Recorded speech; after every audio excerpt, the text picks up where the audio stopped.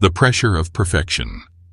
The Wellington Grand Hotel stood like a jewel in the city's financial district, its glass facade reflecting the late afternoon sun as if the entire building were wrapped in liquid gold. For weeks, the hotel had been preparing for this very day, the day that could either cement its reputation as a global destination for elite investors or mark the beginning of a steep decline. Inside the vast marble lobby, flowers had been flown in from 3 different countries, a string quartet rehearsed quietly in a side corridor, and the staff moved about like actors preparing for the opening night of a play where not a single mistake could be tolerated. At the center of this whirlwind of preparation was Ethan Reynolds, the hotel's general manager. Ethan was a man in his early 40s, tall, well-dressed, with his silver cufflinks glinting every time he gestured with his manicured hands. He thrived on pressure, at least that was what he told everyone around him, but on the inside, he was consumed by the gnawing fear that one misstep, one crack in the perfect facade he had built, would cause his career to come crashing down. This meeting wasn't just another high-profile visit. This was his chance to finally impress the board of directors, secure international partnerships, and perhaps even step into the role of regional vice president. The guest they were awaiting was no ordinary businessman. Li Wei, the Chinese billionaire whose portfolio stretched from Shanghai to Singapore, was known for his discerning eye and ruthless efficiency. He had turned failing projects into global successes, but he had also been quick to walk away from anything that did not meet his standards. If Li Wei chose to invest in the Wellington, it could mean hundreds of millions in expansion opportunities. If he walked away, it would signal to the entire market that the Wellington was not worthy of serious attention. Ethan had spent nights pacing his penthouse apartment rehearsing his lines, imagining his confident smile as he shook hands with Li Wei, picturing the headlines the next day. Wellington Grand secures record Chinese investment. He believed he had accounted for everything, the temperature of the presidential suite, the exact shade of flowers in the arrangements, even the angle of the conference chairs. He had arranged for the head chef to prepare Chinese fusion dishes, convinced that it would be enough to impress Li Wei's team. Yet in his obsession with appearances, Ethan had dismissed the one detail that would soon unravel his carefully constructed plan: the matter of language. Earlier that morning, during the final briefing, one of the assistant managers had hesitantly asked, "Sir, should we perhaps arrange for a professional interpreter? I've heard that Mr. Li prefers conducting business in Mandarin." Ethan had waved his hand impatiently, his polished smile hiding his irritation. "Don't worry about that. His assistant assured us he speaks English fluently, and besides, we have the latest AI translator app, nearly human. It will be fine." In truth, Ethan didn't want to waste part of the budget on something as trivial as interpretation. To him, language was a secondary detail compared to his grand strategy of creating a dazzling presentation. The staff dispersed after the meeting, some reassured, others skeptical, but no one dared challenge him. After all, Ethan was the kind of manager whose word was final, and questioning him often came with consequences. He liked control, and he liked everyone to know who was in charge. Among those staff members was Grace Thompson, who stood quietly in her gray janitorial uniform, her cleaning cart pushed to the side of the hallway as she listened from a distance. She wasn't part of the meeting, she never was, but she heard enough. Her job was to remain invisible, to blend into the background while polishing, dusting, and disinfecting the traces of luxury others left behind. Yet, as she listened to Ethan brush aside the question of interpretation, a small knot of worry tightened in her chest. Grace was not who she appeared to be. To her co-workers, she was simply the cleaning lady, a middle-aged black woman who moved quietly through the hotel corridors, polite but unremarkable. But behind her quiet demeanor lay a story that few could have guessed. Grace had once studied international relations at Harvard, graduating with honors. She had pursued her master's degree in Beijing, immersing herself in Mandarin, Chinese history, and economics. For years she had dreamed of becoming a cultural liaison for global firms, bridging East and West with her knowledge and empathy. Yet dreams collided with the harsh reality of mounting student loans, family responsibilities back home, and the competitive job market that slammed more doors than it opened. After years of rejection letters and interviews that went nowhere, Grace found herself taking what she thought would be a temporary position at the Wellington. That temporary job had stretched into 4 long years. She told herself that one day, somehow, an opportunity would arise, but most days, it felt as though the world had simply passed her by. She worked hard, kept her head down, and reminded herself that dignity came not from titles, but from persistence. Still, as she wiped tables and scrubbed floors, she often found herself silently translating Mandarin articles in her head, her fingers itching for the kind of work she was trained to do. This afternoon, as the lobby clock ticked closer to 2, Grace polished the brass railings near the grand staircase. The staff around her were frantic with final touches. Ethan's voice carried above the noise, barking orders to the housekeeping team, the kitchen staff, and the concierge desk. He looked around the lobby like a director making sure every actor knew their mark. When his eyes fell on Grace, he frowned. "Keep the cleaning staff out of sight during the delegation's arrival," he snapped at the head of the housekeeping. "The last thing I want is for them to be tripping over mop buckets when Mr. Lee walks in. Invisible. Do you hear me? Invisible." Grace's jaw tightened, but she said nothing. She had heard it before. Invisible. That was her assigned role. She wasn't there to be noticed, and certainly not to be valued for her knowledge. Still, she couldn't help but wonder what might happen if things didn't go as perfectly as Ethan believed they would. At precisely 2:00 p.m., the sleek black SUVs rolled up to the hotel's entrance, their polished exteriors reflecting the city skyline. The doorman sprang into action, opening the doors as the Chinese delegation stepped onto the red carpet. Li Wei himself emerged from the center vehicle, tall and composed, his charcoal suit tailored with understated elegance. Around him clustered his associates, each carrying leather folders and an air of quiet authority. Ethan hurried forward, his practiced smile wide and bright. "Welcome to the Wellington, Mr. Lee. We are honored to have you." He extended his hand. Li Wei shook it politely, but did not return the smile. Instead, he turned to his team and spoke rapidly in Mandarin. Ethan's confident facade faltered just slightly. He reached for his phone and discreetly activated the AI translation app, holding it out as though it were the most natural thing in the world. The machine's voice echoed awkwardly, breaking Mandarin syllables into stilted English phrases that barely conveyed the meaning. Li Wei's brows knitted together, and his associates exchanged glances. Grace, watching from the periphery, as she pushed her cleaning cart down the corridor, felt her stomach drop. She understood every word Li Wei had spoken, and she also understood how the translation had distorted it. Instead of acknowledging the elegance of the lobby's design, but expressing concern over the hotel's ability to meet Chinese business standards, the app had spat out something closer to "good building, but worry service not strong." It sounded crude, dismissive, even insulting. Grace wanted to close her eyes against the rising tension. Ethan, oblivious to the subtleties, carried on with his rehearsed welcome speech. But already the temperature in the room seemed to drop. The delegation followed him toward the boardroom, their expressions politely neutral but laced with disappointment. To them it was clear, this hotel had not prepared for them in the way they had hoped. Inside the boardroom, as the presentations began, Ethan's confidence began to crumble in earnest. Li Wei asked questions in Mandarin about vertical zoning regulations, about foreign investment tax laws, about the feasibility of mixed-use hotel retail complexes. Ethan fumbled with the translation app, which offered absurd responses like chicken tax and hotel mooncake. The delegation suppressed sighs, their pens hovering but rarely touching the page. Ethan's carefully prepared slides, filled with ROI projections and dazzling images, suddenly felt flimsy against the silence that followed each mistranslated question.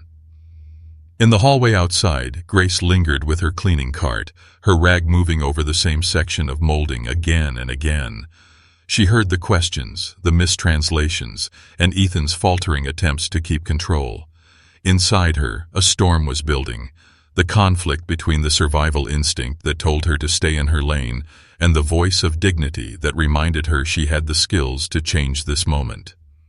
For years she had been invisible, But invisibility, she realized, could no longer serve her. The collapse of control. The boardroom of the Wellington Grand Hotel was a place designed to intimidate. A long mahogany table stretched across the length of the room, polished so brightly that the chandelier above reflected like a golden halo on its surface. Leather chairs were positioned with mathematical precision, each place setting equipped with bottled mineral water, pens, and embossed notepads bearing the hotel's crest. On one wall, a projection screen glowed faintly with the opening slide of Ethan Reynolds's meticulously prepared presentation. The words "Wellington Grand, Gateway to Global Expansion" shimmered in elegant fonts, as though the design itself could seal the deal before a single word was spoken. Yet the atmosphere inside the room was far from triumphant. The air had become tense, fragile, as if the wrong word might cause the entire meeting to fracture. Ethan stood at the head of the table, shoulders pulled back, chest lifted, but beneath his polished suit his nerves were unraveling thread by thread. He had expected a smooth flow of pleasantries, a short exchange in English, and then a dazzling delivery of his slides. Instead, Li Wei had chosen to speak in Mandarin, setting a rhythm that Ethan was utterly unprepared for. At first, Ethan had clung to the AI translator like a drowning man to driftwood. He pressed the microphone button with a nervous flourish, gesturing for Li Wei to speak. The device whirred, then stuttered, spitting out garbled phrases that twisted complex legal and economic terms into nonsense. Tree law, mooncake, foreign money change question. The words floated awkwardly in the room, heavy with misunderstanding. Li Wei's associates exchanged restrained but unmistakable looks. A subtle shake of the head, the faintest roll of the eyes, the tightening of lips that barely concealed frustration. The more Ethan tried to steady himself, the deeper he sank. He chuckled awkwardly after each mistranslation, attempting to smooth things over with charm, but his laughter sounded hollow. He attempted to steer the conversation back to his slides, filling the air with jargon about ROI, net present value, and projected yield curves, but Li Wei interrupted again, his Mandarin sharp and fast, slicing through Ethan's carefully constructed performance like a blade through silk. Grace Thompson stood just beyond the door, her rag still in hand, though she had stopped polishing the molding some time ago. She could hear everything, every flawed translation, every pause, heavy with embarrassment. She closed her eyes briefly, translating the words in her mind with an ease that came from years of study and immersion. What Li Wei was asking was not unreasonable. In fact, his questions were precise and necessary, the kind that would reveal whether Wellington truly understood the complexities of international investment. Yet, here was Ethan, fumbling, drowning in his own arrogance, letting opportunity slip through his fingers because he had chosen not to prepare for something as fundamental as communication. Inside, Ethan tried desperately to salvage control. "Ladies and gentlemen," he began, again raising his voice as though sheer volume could command respect. "This project represents the pinnacle of opportunity. Our numbers show extraordinary returns for all involved." He gestured toward the screen where colorful graphs and charts filled the projection. But the delegation's pens did not move. Their eyes remained fixed on Li Wei, who tapped his fingers lightly against the table, his expression unreadable but unmistakably cool. One of Li Wei's associates, a woman in a navy suit, leaned in and whispered to him in Mandarin. Grace caught the words from where she stood. "They are unprepared. We should not waste our time here." The sentence cut into Grace like a blade. She knew exactly what those words meant. The Wellington was seconds away from being dismissed, written off as unworthy. Years of preparation by the staff, weeks of rehearsals and fine-tuning, all about to collapse because of one man's pride and blindness. Ethan sensed it too. Panic crept into his voice even as he tried to smile. Forgive the technical difficulties. If you will allow us just a few minutes, we can recalibrate the device. Perhaps we could reschedule this presentation for tomorrow morning, once proper interpretation is in place." His tone was falsely cheerful, but everyone in the room knew what rescheduling meant. It meant the delegation's schedule would move on to other hotels, other opportunities, and the Wellington would be quietly crossed off the list. Li Wei consulted briefly with his team, their hushed Mandarin flowing like quicksilver, incomprehensible to most in the room, but not to Grace. She heard the finality in their words. They would attend the next 2 meetings scheduled in the city and reconsider if time permitted, but Wellington had already failed the test of readiness. It was, in their eyes, a bad sign. For Ethan, the moment was suffocating. His career, his ambitions, his carefully sculpted image of control, all of it hung in the balance. He stepped away from the table for a brief moment, pretending to take a sip of water, his hands trembling just enough that he set the glass down quickly before anyone could notice. But he knew they had already noticed. Investors like Li Wei noticed everything. Outside, Grace gripped her rag so tightly that her knuckles whitened. She felt her heart pounding as if it wanted to break free from her chest. She knew she could step inside, that she could translate with precision and not only rescue the meeting, but elevate it beyond what Ethan could ever imagine. She knew the nuances of zoning law, the subtle differences in phrasing that could either build trust or breed suspicion, the cultural context that transformed polite nods into genuine agreement. But she also knew the risks. The last time she had dared to offer a suggestion beyond her assigned role, Ethan had humiliated her in front of the staff, reminding her that she was just the cleaning lady. To step into that boardroom now, to cross the invisible line between the invisible and the powerful, could mean losing her job entirely. And yet, to remain silent, to watch the Wellington crumble when she held the power to change it, felt like betraying not just herself, but every unseen worker who had ever been dismissed, overlooked, underestimated. Inside the boardroom, Ethan attempted once more to regain control. "Gentlemen, ladies, if you'll simply look at slide 7, you'll see." But Li Wei's voice rose again in Mandarin, sharp and final, cutting Ethan's words in half. Grace heard it clearly. "We will not waste further time. This hotel is not prepared." The associate closest to Li Wei began closing his folder. A ripple of movement followed, pens clicking shut, papers stacked, neatly, the unmistakable sign that the meeting was ending. Ethan froze, his carefully rehearsed world collapsing before his eyes. He opened his mouth, but no words came. His throat was dry, his mind blank. This was it, the moment he had feared but never truly believed would happen. The deal was slipping away, the opportunity evaporating like mist in the sunlight. And all around him, his staff looked helpless, their faces pale, their silence heavy with dread. At that exact moment, in the hallway, Grace made her decision. She set the rag down on her cart, smoothed the front of her gray uniform, and took a deep breath. Her entire body trembled, but her resolve hardened. She could no longer be invisible. She could no longer stand in the shadows while incompetence destroyed opportunity. She reached for the door handle. Inside, the room had grown silent, heavy with finality.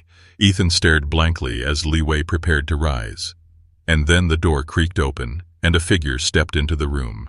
Every head turned in surprise, every pair of eyes narrowing as they registered the sight of a woman in a janitor's uniform standing at the threshold. Ethan's face flushed crimson. "What are you doing here?" he hissed, his voice sharp with fury and panic. "Get out! Now is not the time!" But Grace ignored him. She looked directly at Li Wei, her eyes steady despite the storm in her chest. And when she spoke, her voice was calm, fluent, and carried across the room in flawless Mandarin. "Mr. Li," she said, "I clearly heard your questions about the zoning regulations and the tax implications. If you permit me, I can assist with interpretation, so your concerns are addressed with accuracy and respect." The room froze. Ethan's jaw fell open. The delegation looked at each other, their surprise unmistakable. And for the first time since stepping into the Wellington, Li Wei's expression changed. His eyebrows lifted, his gaze sharpened with curiosity. Slowly, deliberately, he leaned back in his chair, studying this woman who had emerged from the shadows to speak his language with confidence. The meeting, which had been moments away from collapse, now hung in a new kind of silence. The silence before a test, the silence before a door either slammed shut or swung wide open. And Grace Thompson, once invisible, now stood at its threshold. The voice that changed the room. The moment Grace's words flowed out in flawless Mandarin, it was as though the entire boardroom had been struck by lightning. For several seconds, no one moved, no one even breathed. The sound was too unexpected, too precise, too confident to be mistaken. The janitor, the woman who had been pushing a cleaning cart down the hallway only minutes earlier, had just spoken with the cadence of a scholar, her tones carrying the delicate inflections of someone who had lived and breathed the language for years. Ethan Reynolds, who had been teetering on the edge of professional ruin, snapped his head toward her in disbelief. His face flushed deep crimson, his jaw working soundlessly as though trying to form words but failing. This was not part of his script. This was not how the story of his triumph was supposed to unfold. He had demanded invisibility, had ordered her out of sight, and now here she was, standing boldly in the center of the stage he had tried to claim for himself. Rage and panic collided in his chest, but before he could explode, something subtle but unmistakable happened. Li Wei, the billionaire who only moments earlier had prepared to walk out, leaned forward in his chair. His expression, which had been hard, tinged with disappointment, now carried something else: intrigue. He gestured lightly with his hand, signaling Grace to continue. That single gesture overturned the balance of power in the room. The staff along the wall exchanged startled glances. Ethan stiffened like a man trying not to drown, and Grace, for the first time in years, felt the full weight of her voice being heard. She drew a steady breath and replied directly to Li Wei's earlier question. Her Mandarin was fluid, deliberate, and unhurried. She explained the details of the city's recent zoning regulation changes, outlining how mixed-use hotel and retail developments could benefit from vertical zoning allowances if circulation metrics were carefully planned. She spoke of height restrictions, of the unique positioning of Wellington's property near both the tourism corridor and the international business belt, noting that this qualified the project for dual advantages in permits and taxation. She compared these conditions to similar frameworks in Beijing and Shanghai, her words weaving technical knowledge with cultural fluency in a way no translation app could ever achieve. The transformation was immediate. Pens that had been idle seconds before began to scratch across notepads. Li Wei's associates exchanged sharp, approving nods, their earlier frustration melting into genuine interest. Grace didn't just translate. She interpreted, she contextualized, she built bridges between two worlds with each carefully chosen word. Ethan tried to reclaim control, his voice sharp with forced authority. "Thank you, Miss Thompson," he interjected, his lips curling around her name as though spitting out something bitter. "That will do. Please return to your duties. We'll handle it from here." But Li Wei raised a hand before Grace could even turn. His eyes never left her face as he said in Mandarin, "No need. I wish to hear her perspective." Then, switching briefly into accented English, he added for Ethan's benefit, "She speaks with clarity. Please, let her continue." It was not a suggestion. It was an instruction. Ethan froze, his authority dissolving like mist in sunlight. For years he had commanded every space he entered, his voice the final word. But now, in the span of a few breaths, the center of gravity had shifted. The man whose approval he had spent weeks preparing for now looked not at him, but at the janitor he had sought to erase. Grace, sensing the weight of expectation upon her, moved slowly toward the table. She did not sit yet. She stood, her hands clasped before her, steadying herself. She looked directly at Li Wei and continued the exchange in Mandarin, but this time she shifted her role subtly. She was no longer merely interpreting questions and answers. She was shaping the dialogue, summarizing key points for Ethan and the staff in English, while providing detailed explanations in Mandarin to Li Wei's team. Her words carried authority, not because she demanded it, but because she embodied it. Li Wei began to test her deliberately. His next question came not in standard Mandarin, but with subtle dialect variations, phrases that carried layered meanings only a seasoned listener would recognize.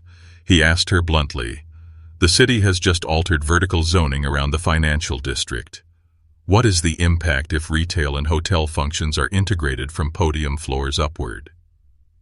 Without hesitation, Grace replied in flawless Mandarin, her tone crisp, her reasoning precise. She explained that the new framework allowed integration but required strict traffic flow management to prevent bottlenecks. She emphasized the need for dual evacuation diagrams for fire safety, and she pointed out that retail loading bays must not interfere with the hotel's back-of-house operations. She ended her response with practical recommendations, even suggesting internal service-level agreements between hotel and retail divisions to guarantee compliance. The delegation's pens raced faster now. One associate whispered something to another, both nodding appreciatively. Grace caught the word useful. Ethan's throat tightened. He attempted once more to wrest control back. That's quite enough, he snapped. We appreciate the input, but let's return to the official presentation. He reached for his remote, clicking to the next slide, where another glossy chart appeared on the screen. But the sound of scratching pens and murmured Mandarin drowned him out. Li Wei did not even glance at the projection. His gaze remained fixed on Grace. Tell me, Li Wei continued in Mandarin, his tone sharper now, like a professor testing a student. What about the recent changes in foreign investment tax laws for mixed-use complexes with cultural components? How would that affect your hotel's ability to compete? Ethan blinked, his eyes darting to the screen, desperate for a number or phrase that might save him. But Grace spoke before the silence could become damning. She explained that the city had introduced a time-bound tax reduction program for projects incorporating authentic cultural exchange. She proposed that if the Wellington were to establish a genuine tea service, not merely decorative but fully functional, with rituals and scheduling designed to meet the expectations of Chinese business travelers, the project would qualify for significant tax incentives. She tied her answer to measurable outcomes: increased guest satisfaction, improved cultural alignment, and financial advantages. Li Wei's lips curved just slightly into the faintest smile. It was not an open display of approval, but those who knew him recognized it for what it was: interest, even respect. For Grace, that smile was more than a personal triumph. It was the first visible sign that the tide had turned, that the delegation no longer viewed Wellington as a failure, but as a possibility worth exploring. She could feel it in the energy of the room. The stillness had shifted into motion, curiosity replacing dismissal, potential replacing rejection. And yet she knew this was only the beginning. This was no charity. Li Wei was not impressed by sentiment. He was impressed by competence, by reasoning, by evidence that someone across the table understood not just words, but the culture, the logic, the underlying rhythm of his world. He would test her harder now, push deeper, probe for weaknesses. Grace inhaled slowly, steadying herself for the storm to come. She was no longer cleaning the edges of someone else's stage. She was standing on it, center light blazing, every word she spoke a step toward rewriting not just the fate of the Wellington, but the story of her own life. The janitor had become the voice that changed the room. From invisible to indispensable, the boardroom, once heavy with disappointment, had shifted into something entirely different, a space alive with energy, questions, and rapid note-taking. Where there had been silence and resignation, now there was momentum. Grace Thompson had not only inserted herself into the conversation, she had redirected its course completely. Every word she spoke built a bridge between two worlds: the expectations of a Chinese business delegation and the blind spots of a Western-run hotel. For the first time since he had walked into the room, Li Wei leaned back comfortably in his chair. He did not look at Ethan Reynolds, the general manager whose carefully prepared slides still glowed uselessly on the projector screen. He did not look at the assistant managers who fidgeted nervously along the edges of the room. His attention, and the attention of his associates, was fixed solely on Grace. And she carried that attention not with arrogance, but with a calm authority that made her presence undeniable. Li Wei asked another question, his Mandarin sharp but deliberate. If the Wellington were to reposition itself as a destination for Chinese business travelers, what changes would you recommend to ensure cultural fit? Grace paused for only a moment, her mind racing through the countless observations she had gathered in her years of invisibility. Years of watching executives, hearing half-translations, noticing what others missed. Then, with steady confidence, she began outlining her thoughts. First, she said in Mandarin, before summarizing in English for Ethan's benefit, we must understand that for Chinese business travelers, negotiation is not a process that begins in the boardroom. It begins in the rhythm of hospitality. Tea is not simply a beverage. It is a ritual, a moment of grounding before serious discussions. The Wellington has wine bars and cocktail lounges, but what it lacks is a dedicated tea space, a tea lounge near the meeting areas, a place with white tea, oolong, pu'er, with a simplified yet authentic ritual. A tea lounge is not about decoration. It is about respect. The delegation members nodded, several jotting notes. Grace could feel their approval. She moved on seamlessly. Second, she continued, room configuration. Many Chinese travelers combine business with family. They bring spouses, sometimes parents, often children. The Wellington does not currently offer connecting room packages or flexible family arrangements. By creating east-facing premium suites with connecting options and allowing for late checkout, you make the hotel not just a business hub, but a family-friendly destination. This increases both length of stay and guest satisfaction. Her words flowed with precision, painting not vague ideas, but actionable strategies. She did not stop there. Third, digital payments. At present, the Wellington does not accept WeChat Pay or Alipay. For Chinese travelers, this is an unnecessary inconvenience. Establishing dynamic QR payment systems across the hotel, from the front desk to restaurants and minibars, would signal immediate readiness. It is low cost, rapidly deployable, and demonstrates cultural awareness. In today's market, convenience is respect. By the time she finished her third point, the atmosphere in the room had changed entirely. Ethan's slides seemed like relics of a bygone era. Li Wei's associates were no longer passive observers. They were actively leaning in, pens moving across paper as they scribbled notes furiously. One of them even glanced up at Grace with something more than professional curiosity, admiration. Ethan, on the other hand, was unraveling. His carefully rehearsed dominance had evaporated, leaving him pale and rigid. He tried to interrupt, to steer the conversation back to his metrics and forecasts. Yes, but let's not get lost in cultural details, he said with forced laughter. What really matters are the numbers, our ROI, our internal rate of return. But Li Wei lifted his hand, cutting him off without raising his voice. Numbers can be read in a report, he said flatly. I want to see reasoning. His gaze turned back to Grace. Continue. It was a devastating dismissal. Ethan felt it like a physical blow, yet he could do nothing. The room no longer belonged to him.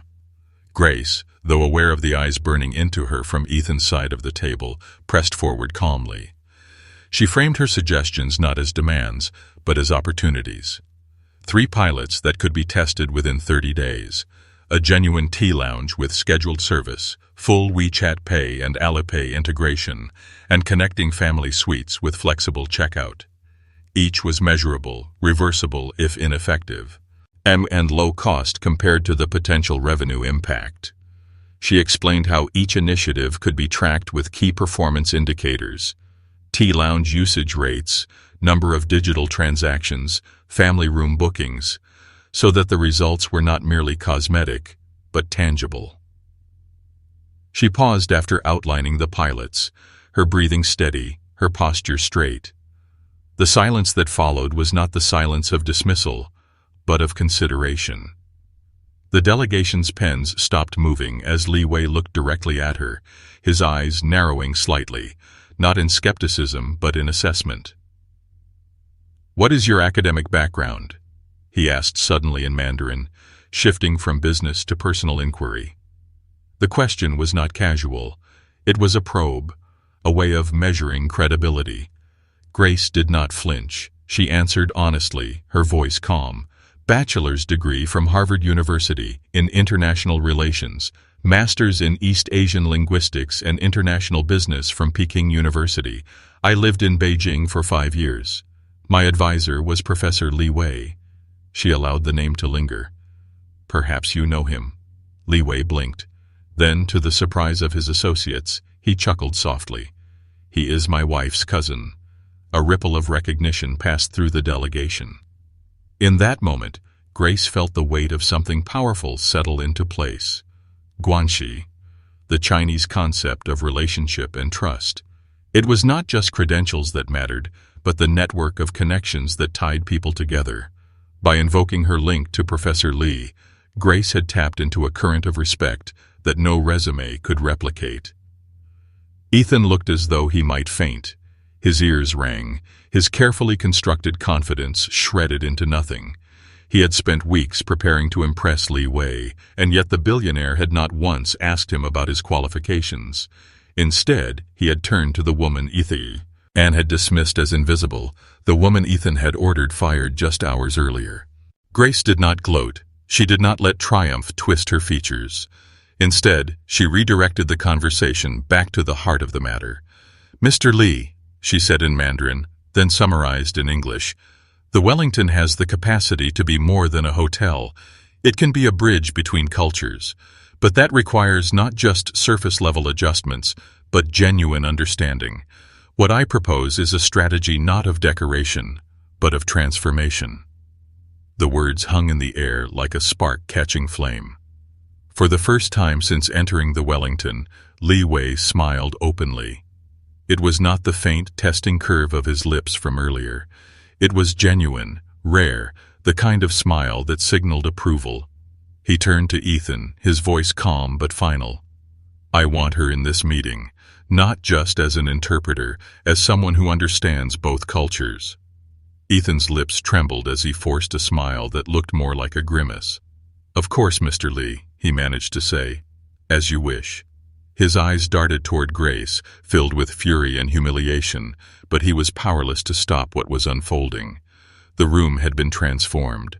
The power no longer flowed from Ethan's slides, from his polished voice or his empty confidence. It flowed from the woman who had once been invisible, the janitor who had dared to step forward when no one else could. Grace did not sit at the edge of the table anymore. She slid her chair forward, positioning herself at its center, her notes non-existent but her knowledge vast. The Wellington's future was no longer in Ethan's hands, it was in hers. And for the first time in years, Grace felt not just useful, not just competent, but indispensable. A new beginning. The Wellington boardroom no longer resembled the space it had been at the start of the meeting. Gone was the heavy silence of disappointment, the awkward fumbling of a manager clinging to technology he did not understand. In its place was a vibrant current of conversation, pens racing across notepads, eyes alert and focused, and an unmistakable sense of possibility. At the very center of that transformation sat Grace Thompson, a woman who, only hours earlier, had been wiping down railings in silence, while others rehearsed their roles for a performance she was never supposed to take part in. Ethan Reynolds sat rigid in his chair, his once proud shoulders slumped, his palms pressed flat against the table, as though anchoring himself against the tidal wave that had swept away his control. He had prepared for every detail of this meeting, except the one that mattered most.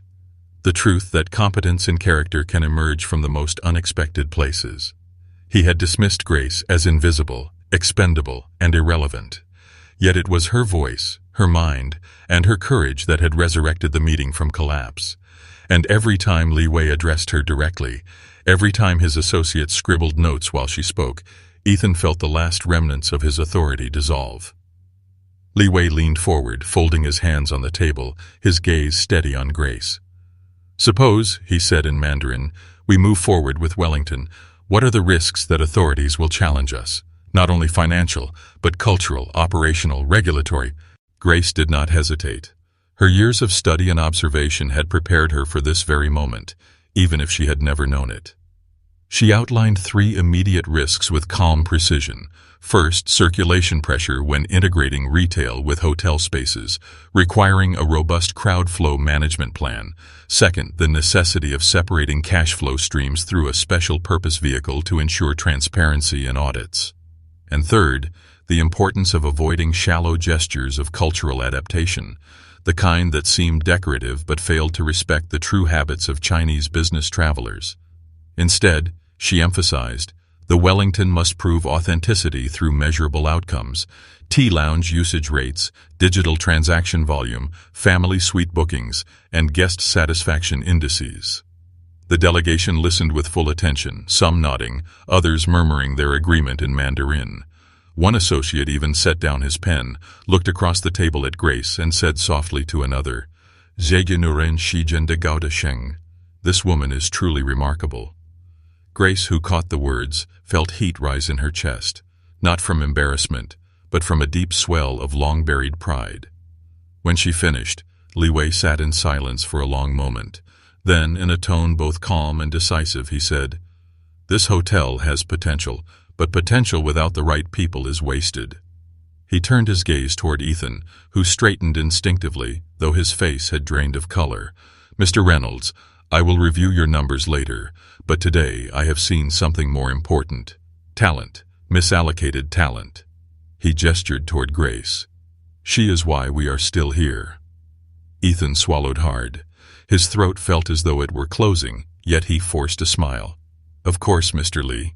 Yes, Miss Thompson has been very helpful." His words were polite, but everyone in the room heard the strain. In his voice, the humiliation he could not disguise. Li Wei continued, his voice cutting through the room like a blade. "In my company, we have a saying, the worst mistake a leader can make is to overlook the people who hold the real answers. To ignore them is not just careless, it is a competitive disadvantage. Today I have seen what happens when the invisible are allowed to speak." His eyes softened slightly as he looked back at Grace. "Miss Thompson, you are no longer invisible." For Grace, the words landed like a chord of music she had waited years to hear. She felt her lungs expand, her chest lift, as if the weight she had carried for so long had finally loosened. But she did not bask in the moment. She simply inclined her head respectfully and said, "Thank you, Mr. Lee. My only goal has always been to see opportunities built on understanding, not assumptions." The rest of the meeting unfolded not as a presentation but as a dialogue. The glossy slides Ethan had prepared became irrelevant. Instead, the delegation and Grace sketched ideas on notepads, explored pilot strategies, and even debated minor adjustments to service models. For the first time, the Wellington boardroom was not a stage for one man's performance, but a collaborative space for genuine problem-solving. And Grace, the janitor, the overlooked worker, was the one guiding it all. By the time the delegation rose to leave, the energy in the room was unmistakable. They shook Grace's hand with warmth, thanking her directly in Mandarin. Li Wei clasped her hand with both of his and said in English so that everyone could hear, "This meeting was saved by you. The Wellington should recognize that." Ethan stood stiffly by the door, forcing another smile that did not reach his eyes. He felt like a man standing in the ruins of his own illusions.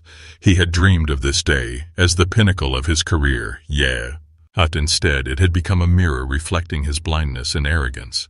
As the SUVs pulled away and the staff began to clear the room, Grace lingered for a moment, her hand brushing over the polished surface of the mahogany table.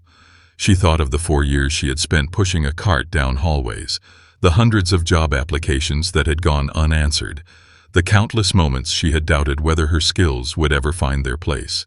And now, in one afternoon, everything had changed. Emma Brooks, the head of housekeeping, approached her quietly, her eyes wide with awe. "Grace, I don't even know what to say. That was incredible." Grace smiled faintly, her humility intact.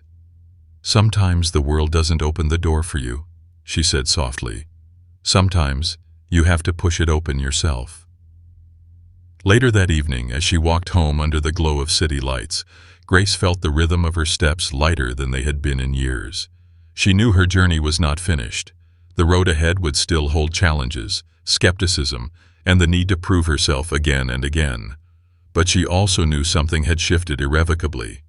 She had been seen. She had been heard. She had taken a seat at the table where decisions were made, and no one could take that away from her. And somewhere deep inside her, a new certainty bloomed. The story of her life had always been about persistence, resilience, and quiet dignity. But now, it was also about courage. The courage to step forward when silence was easier, the courage to risk everything in order to reveal the truth of who she was. Grace Thompson, once the invisible janitor, had become the indispensable voice.